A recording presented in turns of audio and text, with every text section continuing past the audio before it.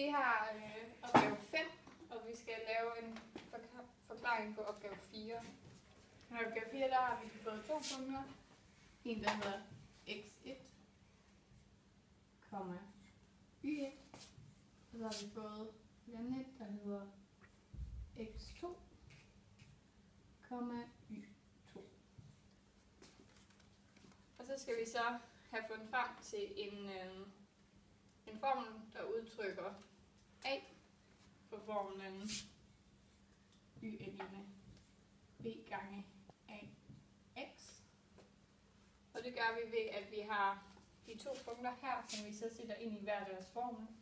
Så det kommer til at være 2 formler, der hedder y1 er lige med b gange ax1. Og vi har en anden formel, der hedder y2, der er lige med b gange ax2. Så det er formel 1, og det er formel 2. Fuck, man. Jesus Christ. Rune, vi er faktisk lige midt i ned her. Nej. Jeg tror, hvis jeg ved ikke, hvor det er klasselokale, og det klasselokale, der er inde ved siden af det, vist om. Mium, så ved siden af, jeg tror, hun er så. Skal jeg prøve at se, ved siden af Det klipper vi så fra. Okay, så vi har 2 formler. Altså lige, okay. Du må sige til, når du starter igen. Den er startet, den er ved kørt hele tiden. Nå, okay. Ja. De 2 formler sætter vi så ind med hinanden, over hinanden, så der kommer så til at hedde y2 over y1. Det er lige med b gange ax2 og b gange ax1. Så dividerer vi eller finder fælles træk, og det er b, de kan gå ud med hinanden. Så vi har y2 over y1 er lige med ax i anden, eller ax2 over ax1.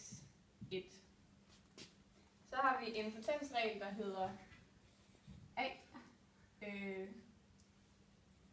n minus m er lige med a n over am, som en af det samme, der står der. Så vi skriver den om til, at y2 og y1 er lige med a x i anden minus med x2 minus x1. Og for at få a til at stå alene, så laver vi en potens, eller kvadrat. Hvad hedder det? Kvadrat. Kvadratprocent, så sådan noget. Kvadratudsætning. Nej, hun sagde, det hed et eller andet. Det er ikke godt. Hun sagde, det hed en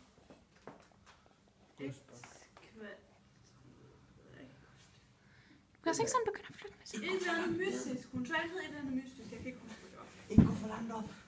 Hvorfor? Fordi der står løve og emu.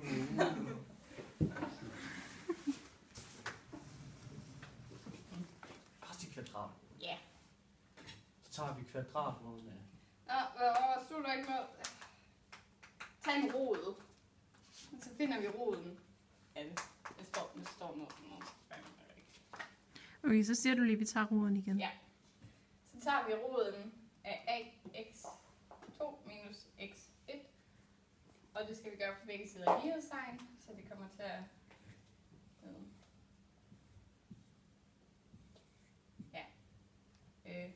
x2 minus x1 rod y2 over y1. Og det er lige med x2 minus x1 rod over ax2 minus x1. De 2 de går ud med hinanden. Og vi ved nu, at x2 minus x1 rod y2 over y1 er lige med a.